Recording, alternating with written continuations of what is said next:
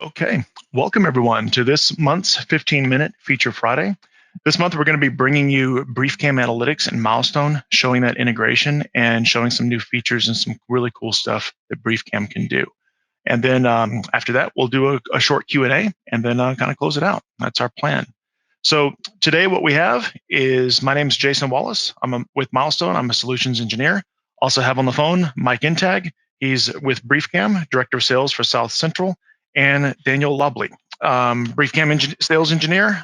And guys, thank you. Thank you for coming today. I appreciate you being here. Hey, thanks, Jason. We appreciate you guys having us. Thanks to the Milestone team for inviting us in, and also everybody that dialed in today. Appreciate it. Cool. So just to kick it off real quick, just to tee it up, Milestone, just a quick glance, we have over 1,800 solution partners, which is Briefcam, over 7,500 integrated cameras, and well over 150,000 installations. We are the #1 VMS platform worldwide. And one of the main ways we got to that, besides making really cool software, is through this concept of open platform and using community solutions. So we take the concept of focusing on what we're really good at and then leveraging people who are experts, cutting edge, with what they're good at, and integrating together with our platform to make a combination that's perfectly tailored for the end user. So one of those open platform partners that does some really great analytic stuff is Briefcam, and that's who we're teeing up today. So I'm going to go ahead and transfer the power of the presentation over to Mike, and he's got the system running on his end, where we can show that integration and show the importation of video from Milestone into Briefcam and kind of go over some of their features. Okay, thanks, Jason. I'm going to go ahead and give my keyboard and mouse controls over to Danny. He's going to set up what we got. We have XProtect, the dashboard sitting here, and we want to show you how Briefcam actually runs inside of the dashboard as a video synopsis. So, Danny, do you have controls over that, or do you? Not yet. A couple more mouse clicks on your side. There. Okay. So while Danny's getting that set up, what I'd like to just give you guys as a background on. We'll go back to our cases here. Give you a background on Briefcam. What we're a video content analytic platform. So there's a lot of point solutions out there that do very specific analytics. We have a much more broad approach. And what we do is we make your video searchable, actionable, and quantifiable through our 3 modules, which we're going to kind of run through today. The first of that being our review module, which is kind of our search engine. So I'll turn it over to Danny, let him kind of show you how easy it is to set up a case and start reviewing that data. Yeah, guys. So what I did is I created a case here and went in to add some video to it. And I selected a start time and an end time for the video that I'm interested in looking at here. And as you can see, I'm able to go through and select cameras directly off of my Milestone VMS system and hit submit. And it's going to start processing that video for me. Now, in the interest of time, we've already pre-created a couple clips of video. Now, as you can see, what the software has done is it's taken each one of those video clips and it's given us a extracted item count from each one of those video clips. And you can see those thumbnail images of all of the sort of objects that have been detected across the case there. And I'll let Mike take it away from here and show you all the different classifications and how that works.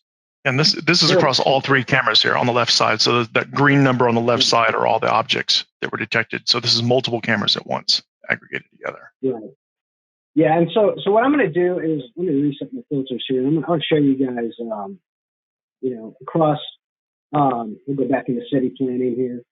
And so each one of these feeds that we're pulling in, we call that a synopsis.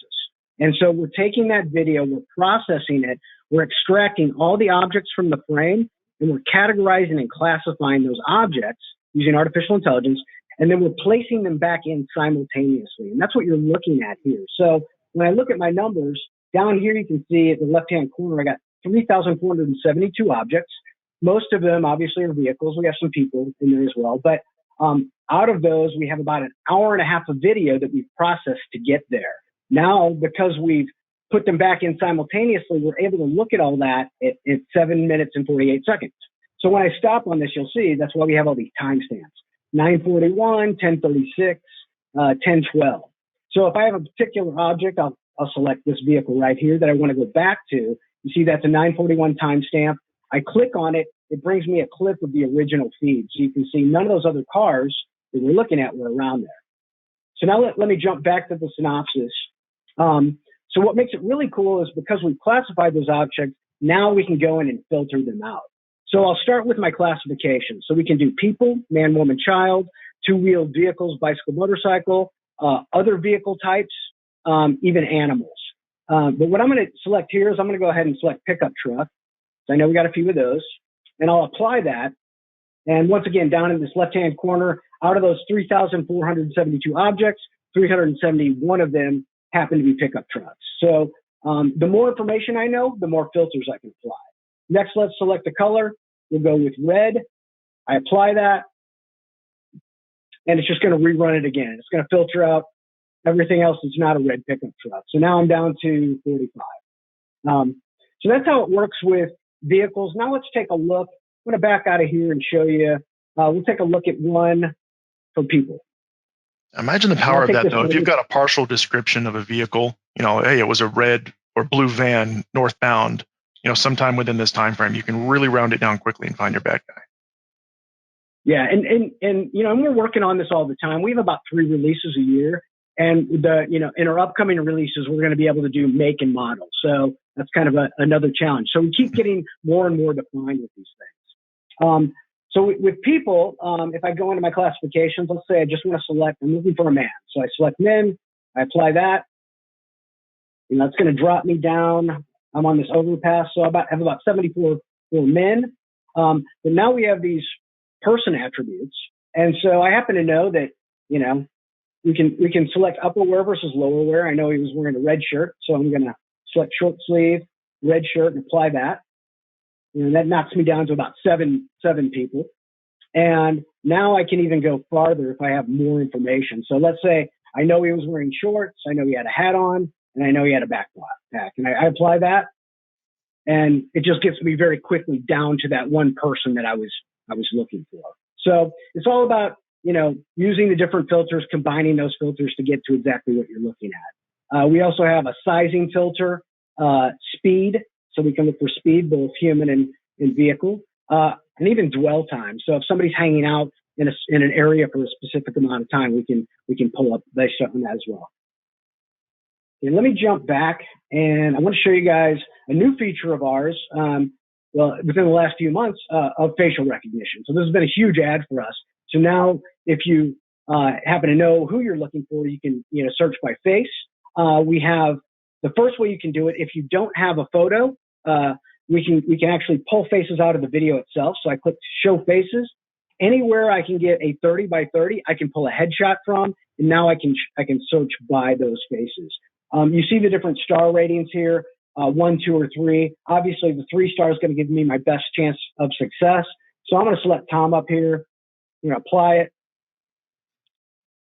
And once I've applied that headshot, now we get him in a number of different timestamps. You can see over to the left, we're doing a cross-camera search. So he shows up 4 times here, no times on this one, but 6 times on this. So let's go ahead and click on this corridor synopsis so you can see, and he'll show up with the different timestamps, 7:30, 9:37, and as I go through, I can select them that way, or I can just go through each one of those video clips as well.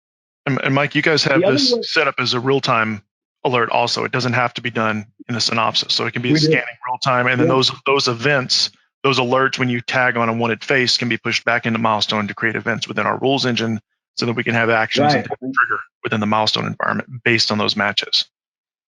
Right. Yeah. So that's our respond module over here. And that's exactly what we're doing. Right. So these guys are coming in, they'll come into Milestone, and then you guys can send alerts out from Milestone, however you want those alerts to go. But this is an example right here. So we set up a watch list called Office Suspects. That could be one person on that watch list, or you could have thousands. But anyway, we're running against that watch list, and that's the watch list identity. This was the alert identity. So it pulled him, even with sunglasses on, headset, it's still pulling him up. And another real time, so facial's one set of real time alerts. We set those to do 30 to 60 seconds. We also have smart alerts. They may take a little bit longer because they're very complex, or can be. Basically, using a combination of those filters, I can narrow down some very specific identities that I want. So we did a legal U-turn here, but again, there's any of those filters you can combine to do those real time. And then the final module I want to show you guys is research. Research is, now that we've taken all those objects and applied, data to each one of those, now we need a way to show that data. And that's what research is. It's our business intelligence module.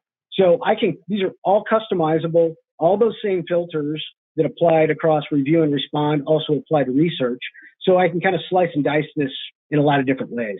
In this case, it's a retail. So we're showing number of visitors, average duration of people, max visitor count, but it's all customizable. And if I want to just show women, obviously my numbers are going to change. I'll just flip you through a few of these so you can see the different types of charts you can customize. A lot of times marketing has a bigger budget than security. So being able to leverage this as a valuable tool for marketing to show where women tended to dwell and hang out in a store versus men, what path they took through the store, what alternate paths did they take? From a marketing standpoint, that can also come up with extra dollars to invest in improving the security system and leveraging the marketing capabilities. No, that's a great point, Jason. Yeah, we really moved from it being just a loss prevention or a security tool now to over, a way that can be a moneymaker. So, and I think a lot of our customers are starting to see that. So do we have a couple more minutes? I can run you through one more if we do.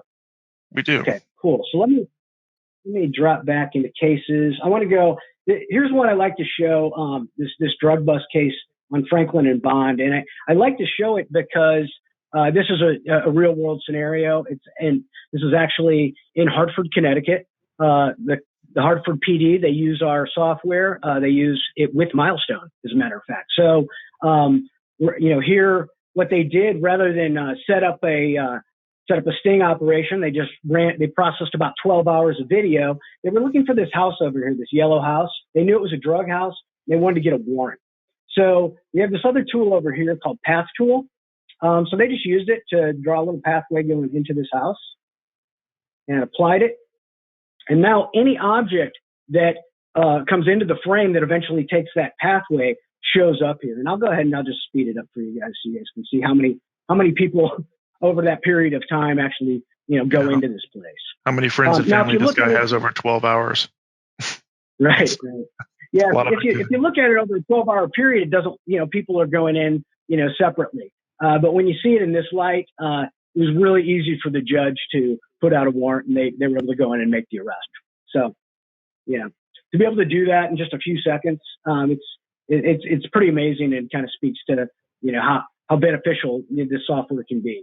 One other thing they could have done and didn't do, but they could have just used the heat mapping capability. So if I select my heat map here, it's going to show where all that activity is.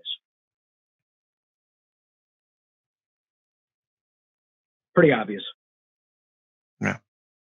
This is another one of those clips that's also really good to differentiate vehicles and people and kind of filter it down to, kind of do the lost kid scenario sort of thing here. It's really powerful. So imagine you've got like a festival and you've got a lost kid in the middle of a crowd. Show me the kids by themselves, may be wearing a blue shirt or a red shirt. And you can really quickly use it as a tool for, emergencies like that as well. Yeah. So when I just click on children, you can see out of those, 4,000 objects, 67 of them were kids. And, then again, I can, if you have something specific that you're looking for, you can filter down and very quickly find that kid. And again, we can do upper versus lower. So if you knew they're wearing a blue coat and had a hat on and long pants, we can narrow it down really quick. Yep, and we're coming up on time. If anybody in the audience has any questions, I tell you what, why don't I? Well, actually, we'll leave it on this here in case questions pertain to where we may want to show something. So if anybody has any questions, if you want to type it into the chat or into the question field on the webinar, I would be happy to entertain those during the last few minutes. if we're kind of at that Q&A section here, so if we're going to probably run a little bit long, so if anybody wants to drop off, now's a good time, or if we want to do some questions, that's good as well. Okay, so we do have quite a few coming in here. All right, so let me rearrange my screen a little bit to where I can address these. Okay, can we get a recorded link to the webinar? Yes, we are recording it, and we should be able to make that available to people. Who will be in attendance? Do you know who's going to be there at MIPS from Briefcam? That was one of the questions. Yeah, well, a lot of it. So, one thing that I do want to bring up is, now we're all part of the Canon family. And since that time, we were purchased by Canon, I don't know, about back in July. And, since that time, we've been doing, our partnership has gotten a lot tighter, I would say. And so we're going to have a very large group there. Unfortunately, Danny and I have previous commitments, so we will not be, but a lot of our other team members will be.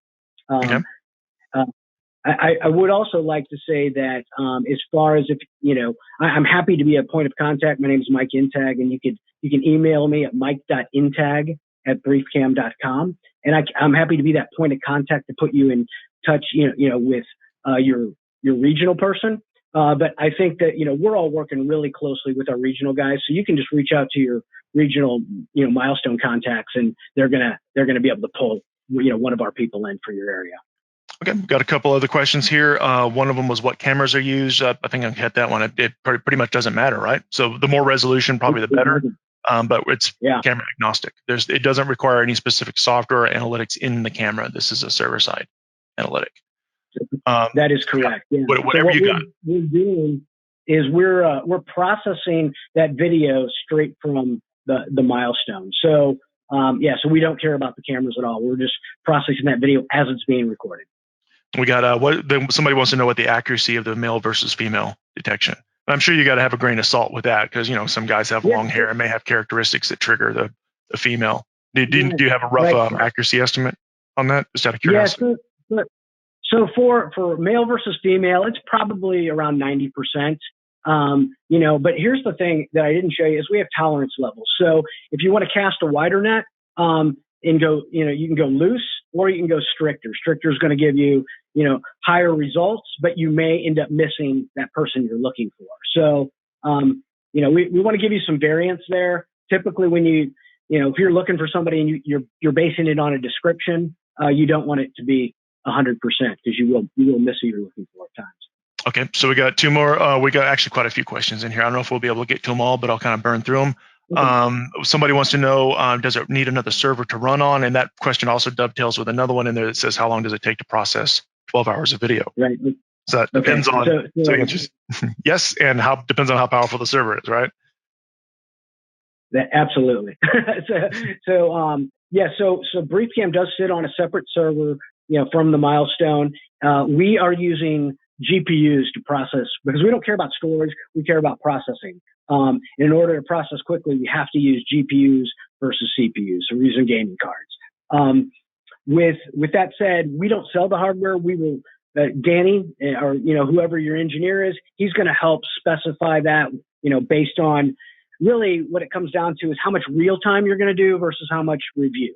Review doesn't take nearly as much hardware as the real time, because with real time, we're processing that video on a camera 24/7. So it takes up a lot more power. Yeah, and playing back the synopsis video like you're doing now, it doesn't really require any horsepower. Pretty much any computer can do that, right? It's the analysis that takes the horsepower. So you need the server to actually run the processing on it, but then once it's processed, then that can be analyzed or viewed or worked with from almost any workstation that can run Milestone. And what I'll say about the processing time is that it's highly dependent on how many objects are actually in that picture. So if you're looking at something that's very high density with hundreds and hundreds of people walking through every hour, that clip might take more time to process than one of those hallway or office videos that we showed you earlier that have a lot less time. I think a good rule of thumb is that it'll take about 5 minutes or so to process an hour's worth of video, kind of on average. But obviously, if the level of activity and how many objects we have to pull out of that scene is going to be highly dependent on how long it takes. Okay, and there are a couple of questions in here. I don't have time to read them all because we're really running on time. But there were a number of licensing questions. Can you go over just sort of a base idea of how licensing is structured with you guys? Is it kind of a base license been a per channel basis, or how is it set up for licensing? Okay, yeah, and so we do have a couple of different base licenses. The version you're looking at right here is called Protect. This is a safe city and law enforcement only. It does have a premium to it because it allows you to actually ingest video from external sources. Because so we were part of the Boston bombing situation. We went in and we took video from a lot of different locations around that area, and we're able to ingest that video, process it, and help them catch those guys. And so, that's how law enforcement often has to use it with a lot of different systems. If you're just tied into the Milestone, you would use Insights, and Insights has a base price for the first 100 licenses, and then it also includes 10 licenses of Respond, which are the real time. But what you would license all your cameras for review and research with Insights, and then every additional camera is going to have an additional cost per camera. Cool. And as I recall, correct me if I'm wrong, you guys aren't charging additional for the additional features that you brought online, like facial recognition. That's included in the base package, right? Or did that? That is included in Respond. So with the Respond modules now you get 10 with the base package, but then you would buy Respond modules in 10 packs, based on your needs. Because really, you don't want to be running real time on all your cameras. It would just crush you'd have to have a server farm in order to, support it all. Because it takes a lot of GPU power for those real time. Okay. Excellent. The one thing I didn't mention is we also have a maintenance support contract. So we have a perpetual license, but then annually we have a 20% of that perpetual license cost is for maintenance. We do about 2 to 3 upgrades a year, and that's where you're seeing all those add-ons that we're talking about. So as we add features, you're right, you're not paying additional for those. Once you've bought in and you're paying the maintenance, you get all those for free. Okay, excellent. Well, guys, thank you very much. Very much appreciate it.